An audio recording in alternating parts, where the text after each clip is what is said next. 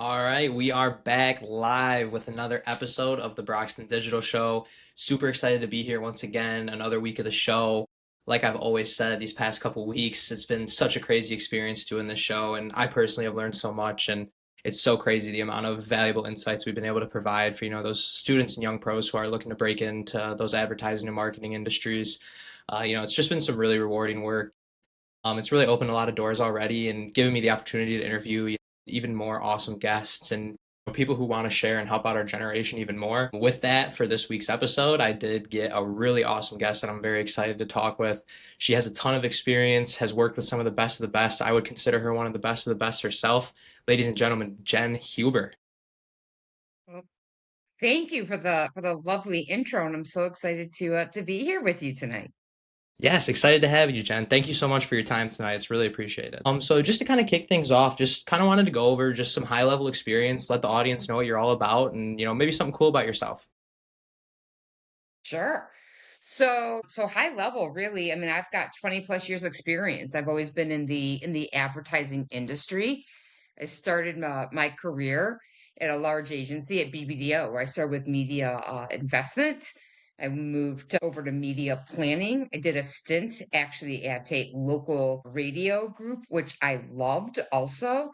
And I think one of the things from a cool experience when I was working agency side is I started here in my hometown of Detroit, but I did take the chance. I moved from Detroit, Chicago, LA, and I made the jump from LA, where I was working at larger agencies, to moving to New Orleans, actually working for a really small company, small but mighty. And so I ended up living in New Orleans for 15 years and then came back to Detroit. And that was my first time then going over client side and working on the rocket business. So everything in my career was about like a building block and taking that opportunity, right, to explore not just from a career path, but also from a geographic standpoint as well. So I think that's something that's really cool about me, that I lived in New Orleans for so long. And one of the other things is, I think, being a part of the advertising industry, dedicate a lot of time to giving back to the community with being on the ad craft board and leading the Advance program, which is dedicated to that, building the relationships and the training for people that are just entering our industry. Yeah, Jen, that is something that, I've even witnessed you do is, play a big role in giving back to the community and also, the younger generation like myself. You're actually, one of the leaders and people who plan out this big, beautiful advance program that I'm part of. And actually just got to do an awesome session tonight at iHeartRadio. Shout out them for hosting us. Got to tour their facility and get to learn all sorts of cool stuff about radio and, what they kind of do. Jen takes time out of her super busy day to, she sat down and planned a whole program for young professionals to get to tour areas around Detroit, network, meet people who are currently killing it in the industry. Same reason that you'd be listening to the show is a reason that you'd want to be connected with Jen Huber. She really gives back and has that experience from everywhere in the industry, kind of like you heard. And the coolest part about it to me is that I could really relate to her from the standpoint of she literally started where I'm sitting right now. And, I've talked to her, we've had some pretty long conversations and got to really dive into, what it means to be successful in your career and go after things that you want and really be your true genuine self, and that can be a tough thing when you're first starting out, especially in a huge industry like advertising. So I really want to just dive in, on the beginning of your career, kind of like how you were able to just break in, make a name for yourself, and really become the Jen Huber that we see today. Sure. So when I first broke in, so again, this was 20 plus years ago, so things were very different. I wasn't doing a job search on the internet. I didn't have the advantage, right, of being able to do a lot of like that comprehensive research that's now at your fingertips. So I would say back in the day, because that's how old timer likes to start the story. But literally finding a job was, there was this, it was like called like this big red book. And it was like for Detroit, they had one for each city. And they would have the list of all the advertising agencies and clients in that market. I was doing my resume, right, on paper and snail mailing my resumes in. And that was how I got my first interview, my first opportunity working again at BBDO as an assistant media negotiator. And also there wasn't a dedicated advertising program at that point in time. So it was very much like learning on the job. I really had to say, they were like, well, what do you know about media or advertising and why? And it was really from more like cultural references. I didn't know anybody that worked in advertising or media. I didn't know anything about media math, but I think really just going in there and showing like my passion and how much I wanted to learn and really have, you're gonna hear me say, talk a lot about having that growth mindset. That's what got my foot in the door, and immediately just taking on is, I want to say taking on as much as I could, but it was really more about showing the willingness, right, to go the extra mile, to ask for more learning opportunities, how I would manage up to my leaders there, saying, I was looking at doing something this way. Am I thinking about this correctly? To really make sure that we were having more, I'll call it informed like feedback sessions. And I think that's how I really started with having that kind of mentality and trying then to stand out. And then from there, really, like every opportunity is about what else can you learn and what is it that you want to learn more about and grow into. And immediately already, even when you're early in your career, those references matter also. Yeah, they definitely do. I've heard it said a million times, and I definitely think it's true. It's, a lot about who you know just as much as it is about what you know. Having those connections can be huge, especially in this industry.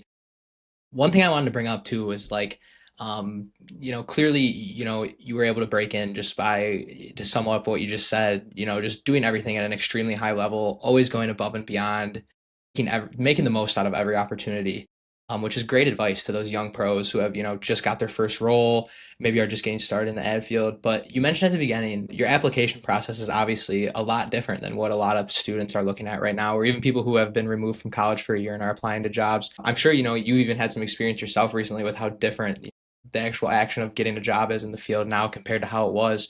What would maybe your advice to students be, or even young pros looking to get their first role still, to be able to take advantage of today's nuanced hiring systems, and what they could do to maybe stick out to where they're not getting the chance to just snail mail their paper resume anymore. They're submitting it digitally in a pool of 1,000. Yep, absolutely. I think it's three things. Number one, making sure that your resume is ATS ready, right? Because that is the system that is being used.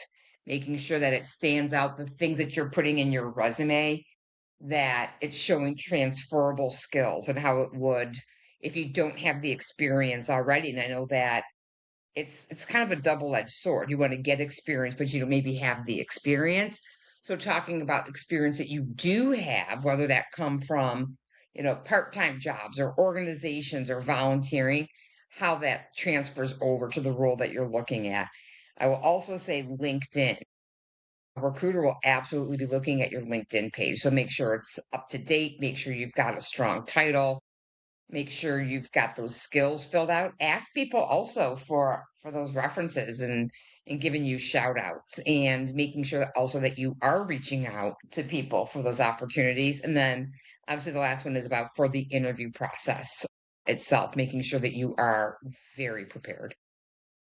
Yeah, those are all so true. The two last pieces you just finished on, being very, out there on LinkedIn and putting your name out there, as well as, being really professional and nurturing those connections kind of. It goes to show that today's younger generation does have a new challenge of, trying to get hired. And I just want to acknowledge that it's not easy to get that first job for everybody who might be graduating right now, or, the people even who, like I said, have been out of college maybe a year and are still looking for that first role because they really want to do something that they love. There is a lot more that you have to do, and these industry pros that I'm interviewing are agreeing that there's a lot more steps. Jen just said it herself. There's a lot you need to do to stand out nowadays, but it's a non-negotiable. You have to do it, and that's how things get done and how you succeed in this industry nowadays. That's why I want to answer these questions, is because I don't think there's enough people saying that it is a lot of work, but this is the actual work that needs to go into, not just it's too hard and I can't do it. But And I know Brox, you that know we went what? over. Can I do it? I'm going to do a follow up if that's okay, Yeah, also, yeah, which that's is like, totally here's the cool. real talk. Yes, yeah, give it to We are us. in a tough industry right now. I will just say that when I started, I was like a dime a dozen, right? When I was interviewing and looking at roles. And now, just again, the way the industry is right now, it's tough. And it's tough across the board. across all levels. So I will also say when you are looking for opportunities, of course, you want to be passionate. Of course, you want to love what you do, but also look at opportunities where it could be again something where you can learn from it in order to get your foot in the door. I'm not saying, hey, go and take a job and if you don't like it, leave in 6 months, right? Employers are still investing in you. You have to show that you've got the longevity and that you're giving them a return on their investment.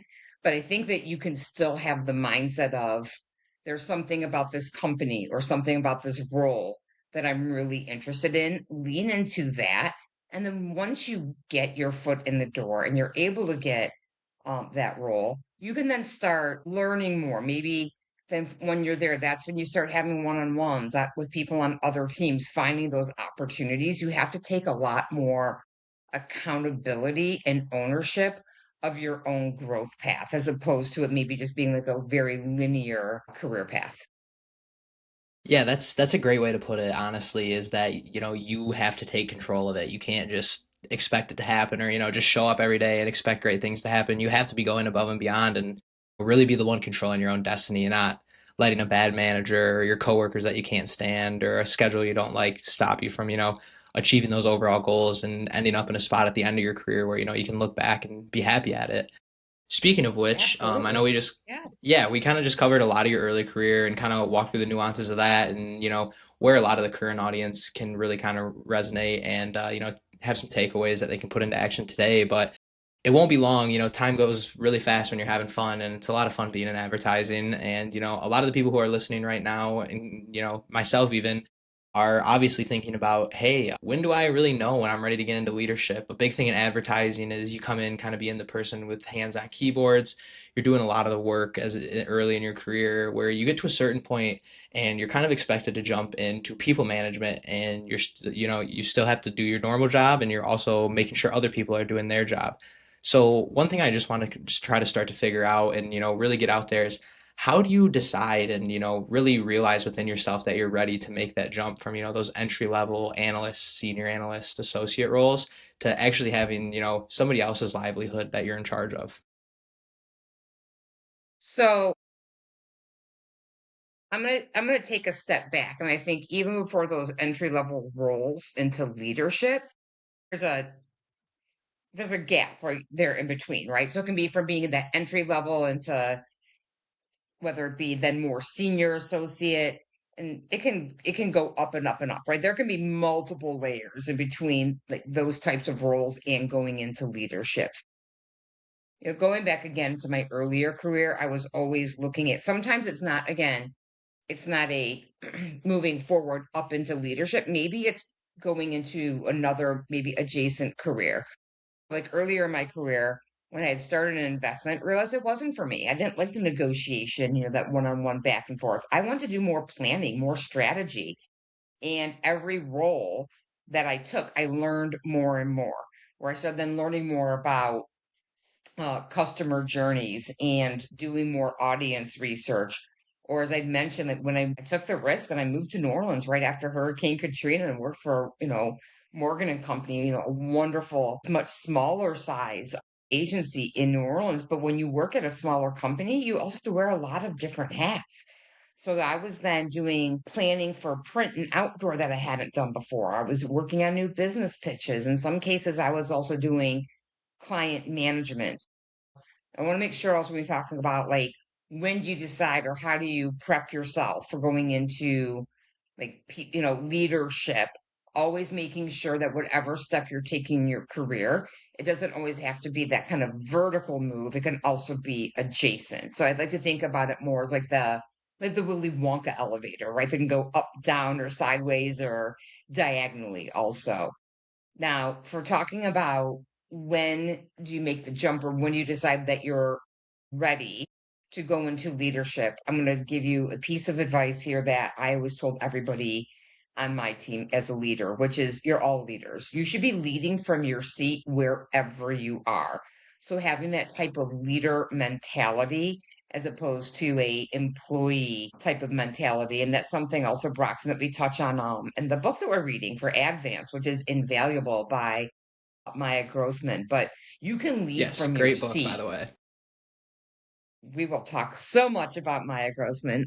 It is a great book. It's a wonderful reference, but you can lead from your seat wherever you are. So whether you are leading a small team or a large team, it's about developing that leadership mindset. Now, when you first get into leadership, yes, you are doing both the leader responsibilities, leading the team, as well as other parts of your role could be more strategic or tactical, and that will never really change. But I'll say, as a leader, it becomes additive, and you have to, number one, be able to trust your team. You have to be able to delegate and think about what type of leader do you want to be and how do you want to show up for your team.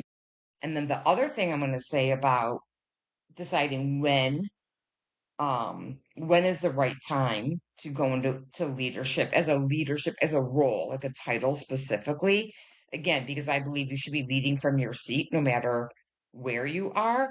I also would highly encourage you to really take a good deep look at yourself and think about, do you want to be a leader or do you not? Are you more comfortable being an individual contributor and still leading from your seat? And that's okay too, right? Not everybody wants to go in to leadership, and there's great leaders out there, there's okay leaders out there. So, and if you're going to show up, what kind of leader do you want to be? And saying, hey, I don't want to go into leadership, that's okay too. I love that. I think that's a big part of leadership is just being like 100% open and honest with yourself and asking yourself those questions that might not be super easy to answer, especially if maybe it's the answer that you don't want to hear. Like, no, I don't like leadership. I like being that individual contributor. But I really love, and I want to poke deeper at a point that you made of, everybody is a leader and you can literally lead from right there at your seat. If you're that person sitting in your entry level data entry role and, you feel like you're just showing up every day and doing the same thing, you can find opportunities to lead. And that's the type of thing that's going to get you to those next levels and move you forward and keep things fresh and open new doors is finding those opportunities. An example I can give you is something as easy as Jen literally gave me this idea when we had talked previously on the show is, just give your manager a weekly document update of what you're working on and, what you want to go over for the week and what's important. And just doing something simple like that, you might not see it as being a leader, but really you are. You're stepping up, you're showing initiative, you're making a difference on the team, and at the end of the day, helping drive better business results for your clients. Even though you might be very fragmented away from that, and the action you're taking is very far from anything with the client, it all has a trickle down effect, and eventually contributes to either going against those business goals or going towards them, and just finding those ways where you can just keep sneakily and slowly adding those things that are adding to the value. That's kind of where you really make those difference and add in those skills young in your career to where you jump. I feel like you jump to leadership and you're ready for it. I don't know if, tell me if I'm wrong there, Jen, but kind of adding those skills to your belt as you're in your young career is kind of the trick to jump into that leadership role and not feeling like you're super overwhelmed or anything. Well, I agree. I think you're most willing to be, I'll say, going from being that individual contributor to becoming a team leader is one of the hardest transitions that you have to make. Also, if you're because you have to shift that mentality, but also too, if you're being promoted within your team, you're also changing your position within the team, right? From being maybe a peer to somebody's leader. It is one of the hardest transitions to make. I think one of the other key things to call out is that it's about the mentality. So if your leaders are already identifying like who's talent, right, for that potential to go into leadership, there's certain things that they're going to be looking for, right? Number one, are you coachable? Do you hold yourself to a high level of accountability? But then also, and you already called it out, Broxton, but I'm also going to say, are you able to think about what you're doing and how it impacts the business? But even more importantly, do you have that team mentality? Not me first, but a team mentality. And that's a key indicator also, I think, for readyship for leadership. Yeah, that's the trick too, is like we talk a lot on this show about how you can make things better for yourself and make your career the best possible. But, one of the big secrets to that is not just always saying me first. You have to be strategic about it and put yourself in situations where you're set up to succeed and set up to grow. But at the same time, you're going to have to make sacrifices and work those late nights, go above and beyond for that manager who might be, a little bit extra, having an extra workload on their plate. A lot of times you're going to have to put me last, and then, the me first mentality kind of comes later on. I feel like, as you get a little bit more established, you can start to cut that time out for yourself. But when you're early in your career, you're totally right. You have to make those sacrifices and, be that team player. Do you have to know, were you going to say I something there, actually, Jen? yeah, I did. I was gonna say, actually, as a leader, the one viewpoint that I've always had in is that your responsibility as a leader is to make sure your team is successful. That means everybody, on your team, individually and as a team. So when you think of, I don't think about it as a so much like from a sacrifice perspective, but that's how you know that you're being a successful leader, right? When you want to make sure that each of everybody on your team is successful, that they're learning, that they're growing.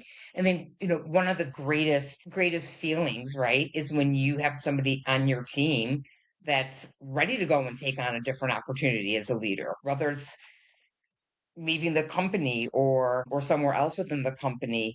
I think that that's the greatest thing, that you've made an impact on somebody in your team's life, and that is the number one thing about being a leader.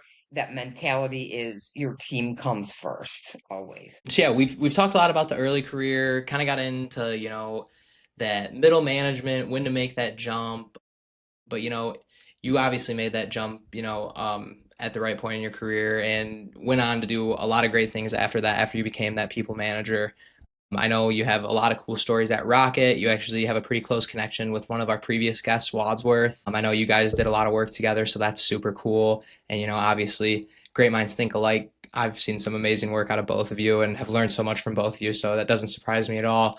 But would love to kind of get into some of your more recent history, maybe some cool stories from Rocket, anything you've done kind of recently, maybe even some current projects or some of the cool stuff you got to work on. Would love to kind of hear about that and how you were able to take advantage, maybe a little bit later in your career too. Sure. So I will say, and again, moving from another big shift, I had talked about like there being a really big shift when you go from, being an individual contributor to a leader.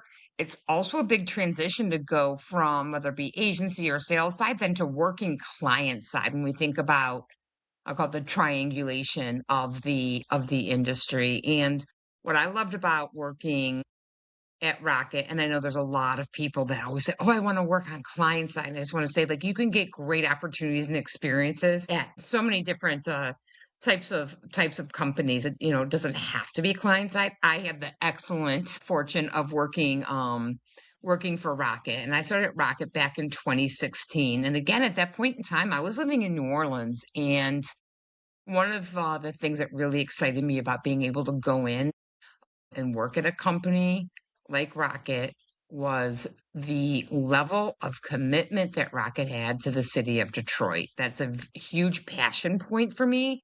And one of the reasons that I really wanted to work there, as well as when you work client side, you get to really dig in into that one specific industry, as opposed to working on maybe multiple types of clients. So coming into Rocket, just the experience of working at such a leader in the industry, a company with such a huge commitment to the city of Detroit, and then working on a growing team. So when I first started there, I was an individual contributor. Within our media team, as we grew and that became more consolidated, I one of a really cool experience that I had, I got to work on the team that was doing an RFP for an agency and going through that whole selection and working with finance and procurement and hearing about all the amazing capabilities from these media agencies. And once we selected at that point in time, somebody had to lead the onboarding and the transition for that. Now, that is something I had never done in my entire life and career. And at the same time, then we're changing our strategies and doing, the planning for the next year. And so that was a really cool experience that I had that I never had on my bingo card for my career. Being able to work on things like Super Bowl and the NFL draft and reimagining how we were talking about our audiences and really learning more about our audiences, and then how are we going to actually strategize, create content pillars, How are we going to reach them in an authentic tone and voice? And then also, really making sure that we had a lot of diversity of thought and diversity in our initiatives, supporting multicultural teams and efforts as well. So that was amazing. I will also say one of the things that I loved about working at Rocket was their dedication to training and investing in their people. I have never been at a company where there was such a vast amount of resources and a dedicated team for training. So when I moved into leadership at Rocket, there was a whole leadership training course as opposed to, hey, cool, now you're a leader, go figure it out. So that was amazing. And being able to take advantage of some of the platforms and programs they had to help my team as well. So it was a great experience. I was there until 2024 when there was a reorgs. In the meantime, I guess over the last few years, it gave me a really great opportunity to say, okay, now I'm at the point in my career again. I've got over 20 years. What did I think that next step for myself was going to be? And I will also say, well, I'm always open and looking for opportunities, but I was able to I was able to have an opportunity doing some more things on the sales and consulting side. So again, seeing things from a different lens. I was able to do some consulting for a short time, talking about what a branding strategy would look like as well. And from that point, one of the things that we have talked about previously is really that importance of knowing who you are, how you're going to show up with your open, authentic, best self. And so I'm working on a little side project right now that'll hopefully I'm going to work on getting up off the ground. And that's really doing a consulting and coaching business for people to show up as their unique, authentic selves and how you're going to lean into those strengths that are unique to you.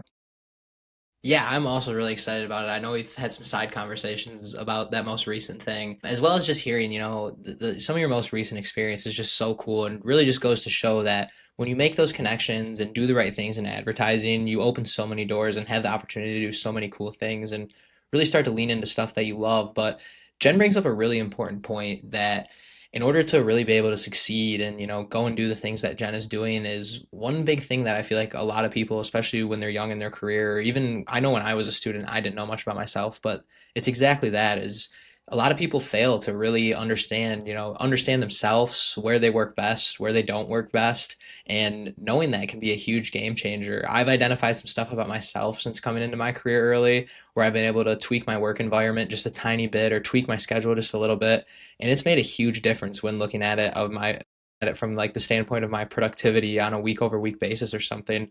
Those little tweaks that you can make, just knowing how you operate as a person and what's unique about you, can be a game changer. And I would love to kind of dive into that and kind of just you know hear your mo maybe for students and young pros on what they could go and do to maybe kind of get to know themselves better, and how they could leverage that early in their career or even still as a student. Sure. So I think that I've got a couple of like really great resources that I always like to share with people. And one of them is a great master class by Elaine Welteroth. And she has a master class called Designing Your Career.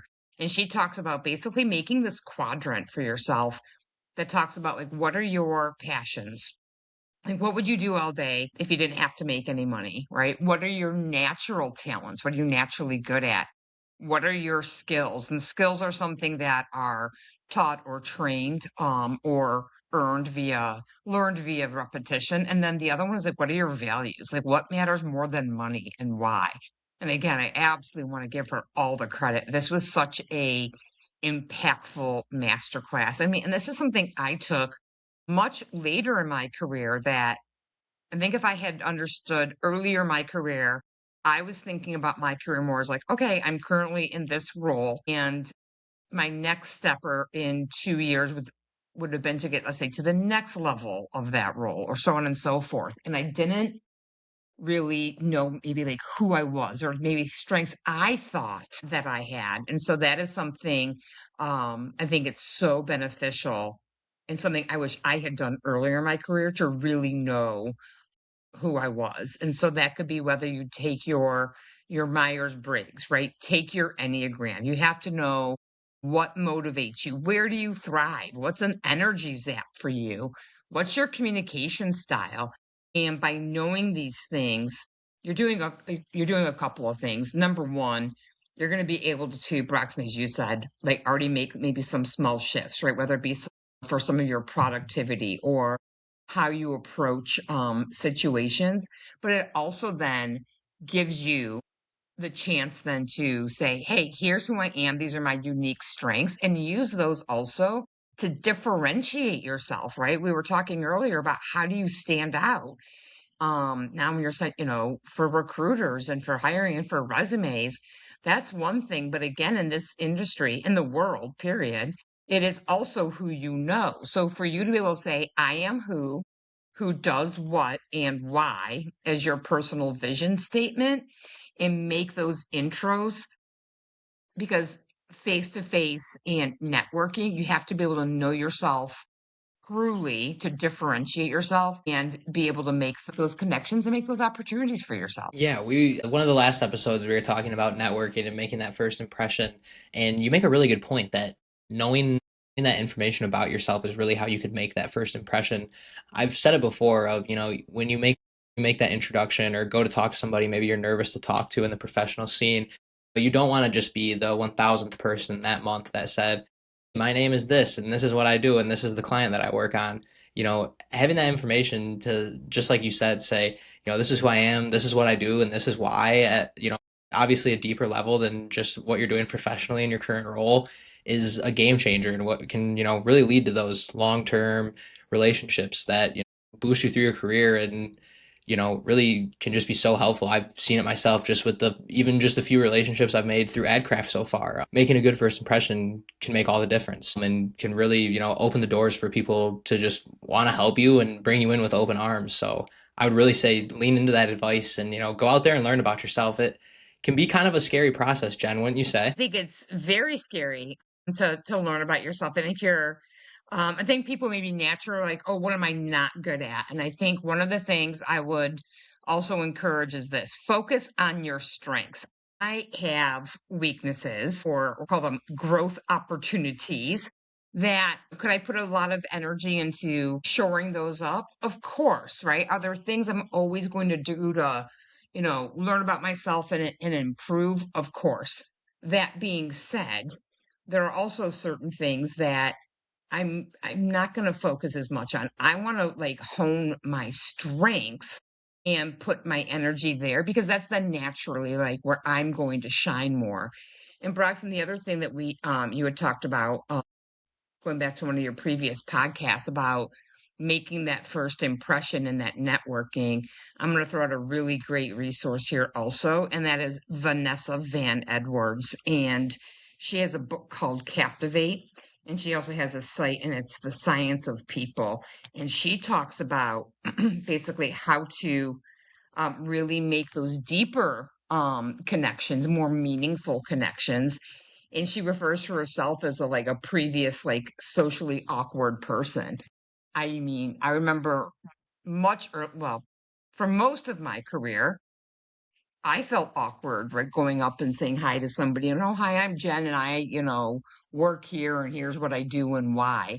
It sounds a little canned, but you need to know it. But instead, she talks about how do you make those conversations more meaningful and deeper. So that way, when you are reaching out to somebody, asking them for insight, right, and not a job, you already have a point of reference to talk with them about. So I'll give you a great example here, and this is a piece of advice I give freely that I learned again from Vanessa Van Edwards, but how to take like basic maybe topics and turn them into deeper conversations. So, for example, when we're out at events, people stand around and naturally, right, the conversation somehow always ends up on like talking about weather or traffic, right? And so instead of talking about, oh, the traffic was terrible to get here, using that as a pivot to say, I like to listen to podcasts in my car.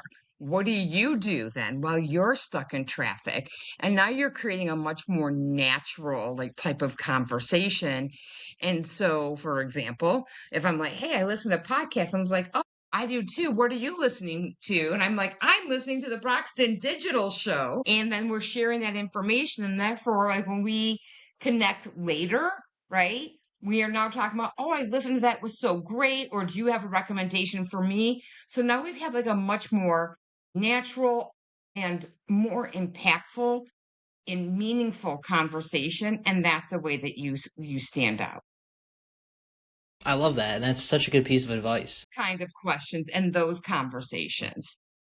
Yes, you have to, like, in order to get to those levels of networking and get to those relationships that are going to open doors for you, you have to like fight through that awkwardness. And I can even imagine, I know for me it would be, and I'm sure for other young pros and students, pivoting to maybe something a little bit off the wall, especially when you're talking with a career professional who you're a little bit like your nerves are racked by, is a nerve-wracking thing, and is something that might be a little bit difficult to do. But a lot of times, though, that leads to those, really crazy conversations, or a little bit down the road, a huge door opening for you because you made a really great impression on somebody and they were, impressed with what you were bringing to the table. So that is just some great advice, and, a really great way to frame up, how to make that first impression, and, even just a skill that you can, go and implement today. The next time you go introduce yourself to somebody, try it, say that off the wall thing when they say, have you been enjoying the weather? How is the traffic here?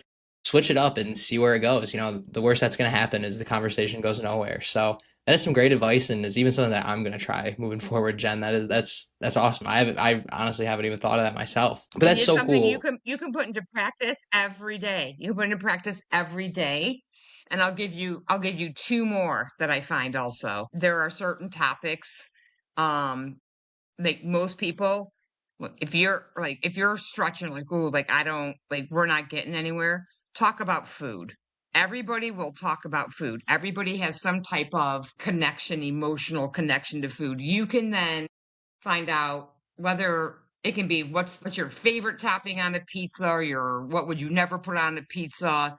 I don't know. Like you can just keep going with it, but you should always also have, I'll call like your backup topics, right? Like I can talk about food all day, I can talk about music all day, I can talk about, I don't know, fostering and volunteering for finding homes for rescue cats all day. So like also know like what your core topics are, and be able to find out like what they're really interested in.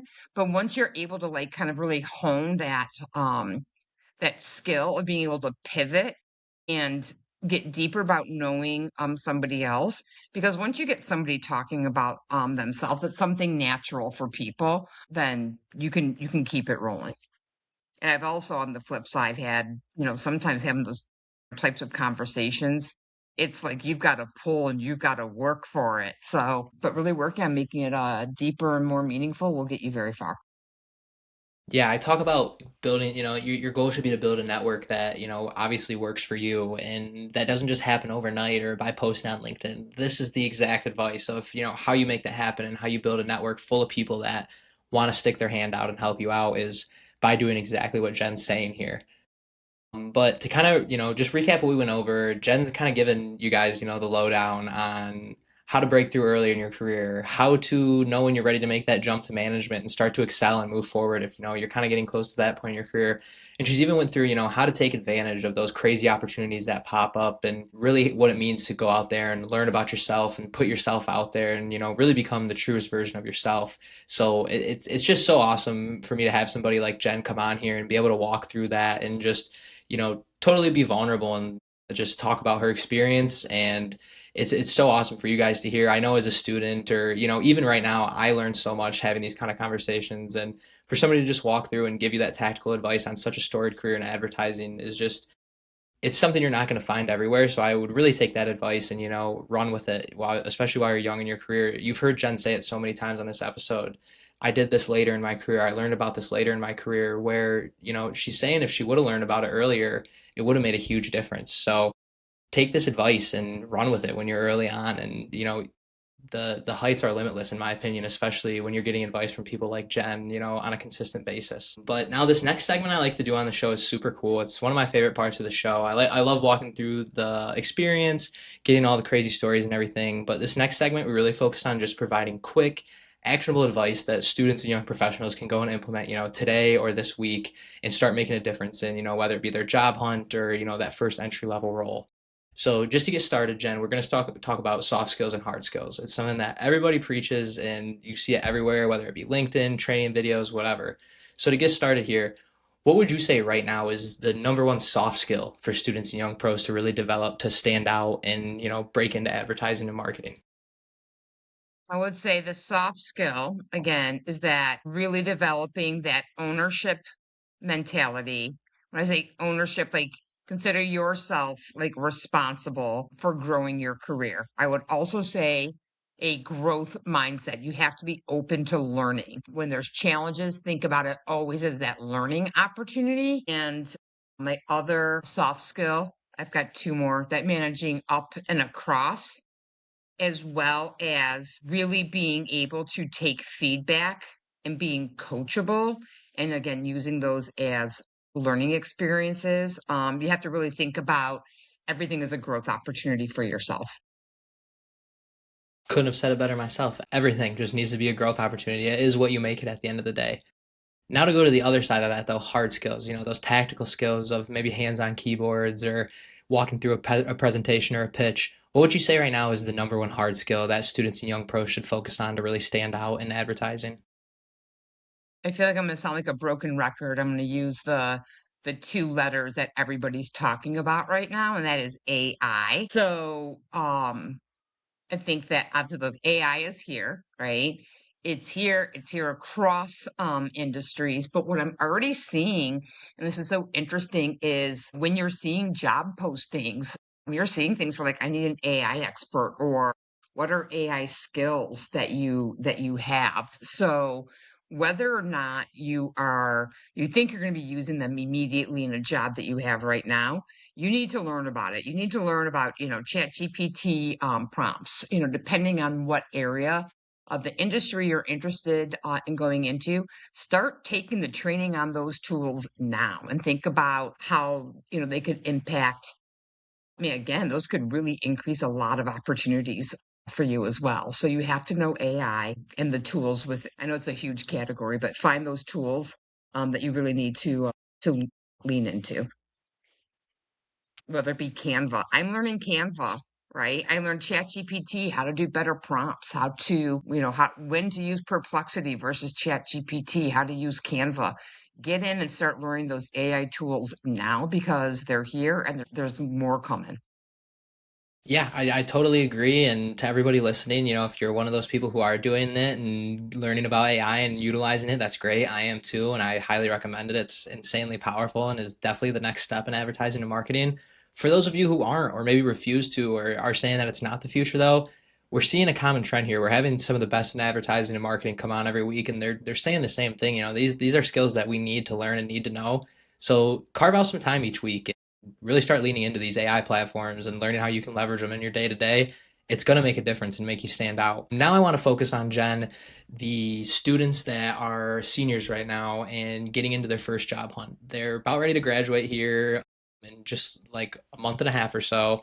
And nerves are super high, want to break in their first role, make sure they do everything right, and don't have any regrets looking back. What would you say right now is your one actionable tip that students could implement as soon as possible to just really make a difference in launch padding their job hunt? So, number one, that networking, right? And I also understand if you're a student currently, and if you have not been to an industry networking event, so like for example, here in Detroit, I'm on the AdCraft board. We have AdCraft events, right? We have events with YPC. Show up. That's how you meet people. That's how you start having the conversations, learning about so show up at those industry events. Number two, if your LinkedIn is not already up to date, right, with your picture, with an about me, what it is that you're looking for, that needs to be done. Because as soon as you introduce yourself to somebody, someone's like, oh, let's connect on LinkedIn. Nobody wants to look at a blank page. And then once you start connecting with people, see who else they're connected to. Ask for those insights, right? Then ask to meet with people for one-on-ones and ask them for insights and opportunities. That's what's going to help open doors if you're not seeing them right now. That's so awesome, and that is also so true. Especially that first part you said about going to those industry events. That was a game changer for me. Going to an event where you can, meet people who are from every level, as far as one step above you to maybe the same spot to literally at the C-suite level. You get your opportunity to just maybe have a drink and talk with them. Those are the times where you make those relationships and, foster those relationships that are going to open doors for you and get to have those conversations that you wouldn't get to have in maybe a more professional setting or a classroom setting.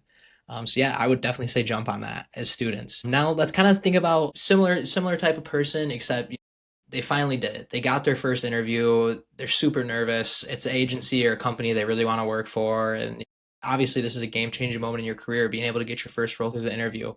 What would you give as your three-step interview prep to anyone looking to dominate their next interview in advertising? So first of all, you called it out, right? Nerves are high, right? When it comes to interviews. And by the way, that will probably never change throughout your entire career. So you're going in, right? You're talking about yourself. So the first thing I would say is reframing it in your mind. It's not a test, right? You've already gotten the interview, which means you've already had a conversation or showed something on on your resume that makes them want to, already then be interested in having a conversation with you. So think about like, hey, first gate opened. So from there for your prep, right? And Brox, I know we just talked about this last week. I cannot underestimate the importance of preparation. And that means research the role, research research the company, right? Understand their goals, their values, their culture. If you know who's going to be interviewing you on LinkedIn, look them up on LinkedIn for the role. If you know other people with that type of role, or again, ask people in your network, do you know somebody with this type of role, to really maybe understand more about it. So really researching the role, researching the company. I will also say a lot of interviews right now are virtual. So you still want to show up, right? Being dressed the part.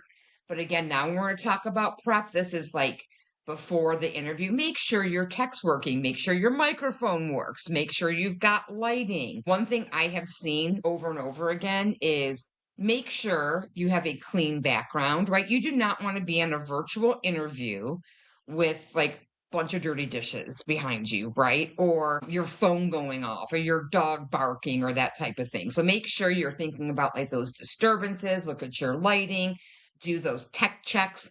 Plan to be 5 minutes early. What if you have a problem getting in, to the room? Also making sure that you're practicing. So this is my third part of the of that prep. Again, I didn't have an internet available to me, right? To go out there and see like what are typical types of job questions. How can I go back and forth and prep for this? Again, this is what your AI, your chat GPT, there is more information out there. So you need to be prepared for those standard questions and those contextual questions.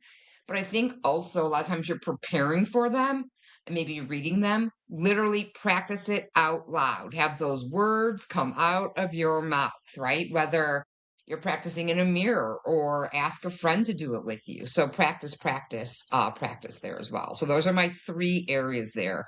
Research, I'll call it the looking the part, the practice, and then I'm going to give a bonus one here, which is that right before the interview for your nerves, right? Number one, take some deep breaths. Again, remember, like, think about this as like the possibility. Um, and if you don't move forward, if they don't select you, then you still have the learning opportunity, right, of the interview. But I like to do some other things, like do your power poses, right? Shoulders up, back down, right? Stand in your Superman pose, or do the things that are going to really help you show up like with your best energy. So for myself, I do something where I listen to it like one of my anthem songs, right? So like what's a song that like gets you, like what is your hype song? Like listen to that like right before your interview so you're feeling like good and big and bold and confident, and then show up as your best, most authentic self. You don't want to sound canned. You don't want to have a canned, weakness. Again, be prepared for that one. Those are standard questions, your strengths and your weaknesses, and be ready to answer them. I love it, and I'm so happy you threw that bonus in there too because that's literally something I still do. Like even before you joined today to do this podcast episode, I had some house music on and was getting myself hyped up. You know, a lot goes into that, and I'm a big believer in look good, feel good, play good. And you said look the part, obviously feeling the part, getting yourself hyped up, getting those nerves to ease, and then going out and actually making it happen is very possible and very doable. Well, one thing that can happen is you can have a flop or have a bad experience when it comes to interviews. And this is how I kind of wanted to wrap up the rapid fire segment because I know you have a really cool and kind of funny story to give as an example. But Yeah. Okay. what do you do when maybe the interview doesn't go as planned and you still think there's a chance that you could get the job? So do you want me to kick this off with my really embarrassing, humanizing story that I had shared with you? Yes, you can start with the story just because it shows that you can be Jen Huber and still make these mistakes. It happens. Yes, I have so I have done a few things. This is interesting. So all right, y'all, my first interview, right, coming out of college, right? I'm going to interview with BBDO for an assistant media negotiator. And they called me like the day before. It's like, can you interview tomorrow? And I think about when they say, when can you interview? It's kind of like auditioning, right? Like uh, for a play or for a movie. Like you make yourself available. And this was in person. So as a recent college graduate, right? I did not have a suit at that point in time. Like you showed up like wearing a suit. So I rush out to the store and I get a black, suit, the skirt and the jacket and um the nice shirt and scarf. Honestly, yeah, I think I probably look like a, very, experienced professional in this. I mean, I'm just right out of college. I looked probably about like 40 years older than I was, but I went in, I'm already so nervous with my briefcase my parents gave me, and I had printed copies of my resume. Another tip, if your interview's in person, bring still printed copies of your resume. So I sit down and I'm talking to these two supervisors. I'm so nervous, like my face feels hot. I feel like I'm 1,000 degrees, but I feel like I answered it really, I answered all the questions really well. I felt really confident, right? And I get up, I leave, and I go to tell my mom about how it went. And I'm talking to my mom, and a very demonstrative person, right? When I'm talking, and my one arm went up, and she said, "Wait, what is that under? Did you have that on there?" And I'm like, "What?" I'm talking like the big 3x5, like bright neon orange, two-piece suit sale tag under my arm in my first interview. All right, now. I still got the job, but it took me 6 months of courage to ask these supervisors if they saw it. And they said no. They said if we did, we most certainly would have said something. And I said, I'm so glad you didn't because I was already so nervous. I mean, I don't think I would have been able to recover from it. I would have left that room crying. I'm sure of it. And so I will also say this. Remember this also later in your career if you're the one interviewing. Remember, people are nervous. Everybody is human. So if something like that happens, do not tell them that they have that big huge tag under their arm. So maybe after the interview is over. So there's that. Braxton, what was the next thing we want to talk about when an interview's not going well? Yeah, no, I was gonna make a point there too, is even if they would have noticed, I think one of the keys there is, like you were saying earlier in the show, you showed up as your genuine self, you were confident, you felt like you answered the questions good, and even with that crazy moment, and I'm sure your heart probably sunk and you had a hole in your stomach once you saw that tag after the interview, everything still worked out and you still got the job. But yeah, I was curious to hear maybe your insight on just, maybe you're kind of mid-interview and stuff's not going right, you don't feel good about it. How do you maybe recover and still kind of go for that job you really want? Yep. Um, Sometimes, again, so when you've got different people interviewing you, they're going to have different styles, right? Or sometimes they'll maybe come in as the I want to really dig in like more strategy. Well, it's that kind of like good cop, bad cop, type of like mentality sometimes. Um, so I've had to I had experiences where somebody had asked me a question and I answered it what I thought was very, thoughtfully. And they're like, oh, so you're saying this? And like they took it like completely the wrong way. And I will say, like, first of all, if you're getting feedback in that interview, you answer something and they say something back to you where maybe you think they took it the wrong way, I will say, take that opportunity and course correct immediately. Number one, right? Um, if it's not going well, think about it. Is it not going well because of like, is it an energy match? Is it a vibe? Is it because the questions that they're asking you are about skills maybe that you don't have? And if that is the case, I would say particularly earlier in your careers, I had said when we were chatting, earlier in the podcast, if someone going, oh, do you have experience doing this and this and this? And you're probably thinking to yourself, I'm new. I'm trying to get the experience. Think about how to answer that in a way of, I haven't worked on that specifically, but I'm really interested in learning that because X, Y, and Z. Or think about the experience that you do have. And so they say, do you have experience doing this? Not exactly, but think about what skill or experience you have that translates. And again, for more of the more prep you do, you'll be prepared for these types of questions. No, I love that. And it can be a hard thing to do. And, you're in that position where you're not the one in control, but course correcting is really the way to go about that. And my first role out of college, one of the interviews I had kind of had a similar moment like that. And I literally told the person interviewing me, hey, think you might have just taken that the wrong way. Maybe let's talk about it a little bit deeper in this aspect. And, things ended up going great and I ended up getting hired. It just goes to show that you can still make it work. And so, be on your toes when you're in those interviews because you never really know what's going to happen. But that kind of wraps what we I'll had. also say too, like one question isn't going to make or break you, right? True, So it's yes. about that consistency like throughout. And I think especially in the interview process now, there's a lot more focus on, what are those behavioral questions that you want to make sure you're answering in that CAR method. Here's the context, here's the action I took, and here was the result.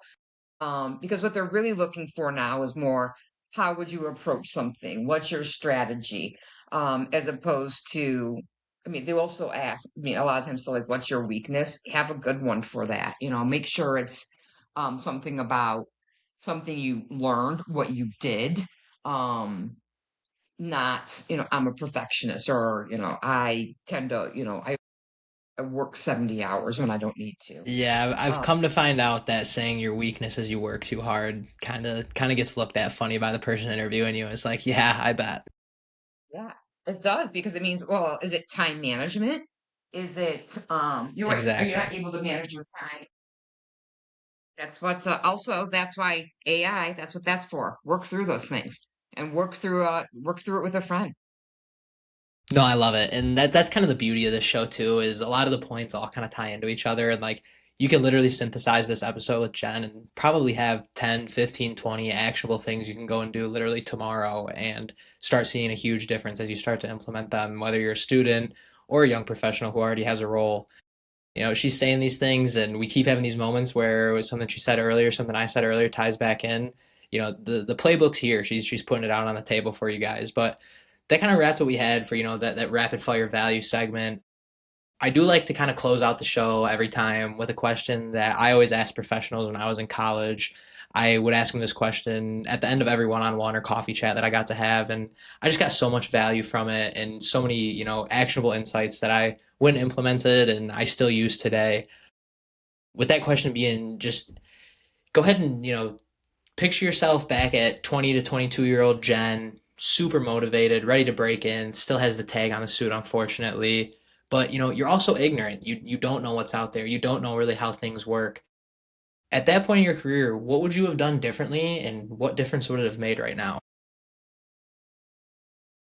think two things. I think I would have, um, and I'll tell you what, we work in such a great industry where when you have um more seasoned professionals that are saying, "Hey, reach out. I'm more than happy to talk." I didn't take advantage of that, right? I thought for sure they're just being nice. They don't really mean that. What would I possibly have to say?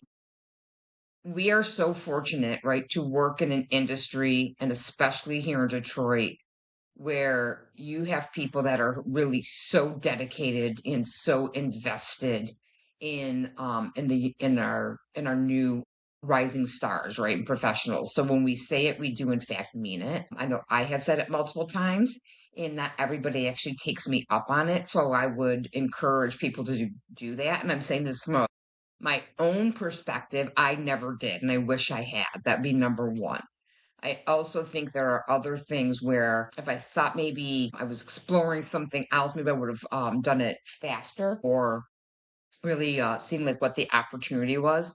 Also taking risks, right? You don't have to know all the answers or have, something feel 100% comfortable in order to, take that next step. Like get comfortable with being uncomfortable. That's going to happen, throughout your entire career journey.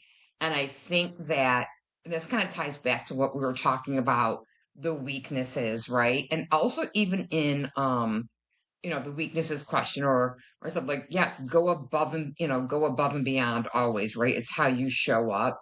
Or, Broxton, you said like saying like, oh, I'm a really hard worker, or, I work too much, right?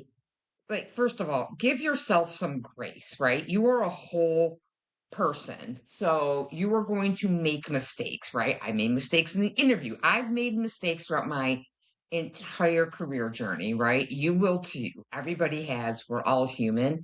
So give yourself some grace, but also remember that we're all people, right? So the people that you meet when you're networking, right? The people who are interviewing you, the people one day that you will be interviewing, we're all people. Give yourself some grace and remember, like, we're not, like, there's not like a work Jen and a personal Jen, right? I'm still Jen, like, wherever I am. So, how are you going to tie in like your whole self for yourself? And when you do talk about networking and building your network, always think about it. It's not what, just like, it's not one sided. It's not what you can get from it. It's also how you can give to it, right? So the reason you're able then to have a good, trusted network is because it should be symbiotic, not just one sided. And my last piece of advice is I did it early in my career, and I've always done this throughout my career. Make sure you're giving back, right? Giving back to others, giving back to the advertising community, giving back to your community where you live in whichever way that may be. I love it. That is a beautiful point to end on. And I couldn't have said it any better myself, Jen. But as far as you, Jen, I know Jennifer Huber on LinkedIn, any other socials, websites, anything else you want to shout out before we wrap up here? You can find me on the LinkedIn is always the best way. Please reach out to me, and I promise I will Yes, if you are listening always. right now and you heard that, hit Jen up and have a one-on-one with her. She will give you free value and help you get started in your career. And she's done it all. So I really would take advantage of that, everybody. But that wraps the episode. Jen, thank you so much for coming on. It was an honor getting to interview you and get to chat with you for this long of a time. Thanks again. I really appreciate it. Oh, thank you so much. You are crushing it, and look, I really just want to say, best of luck to all of you, right? I wish you all the good fortune, and take care of each other.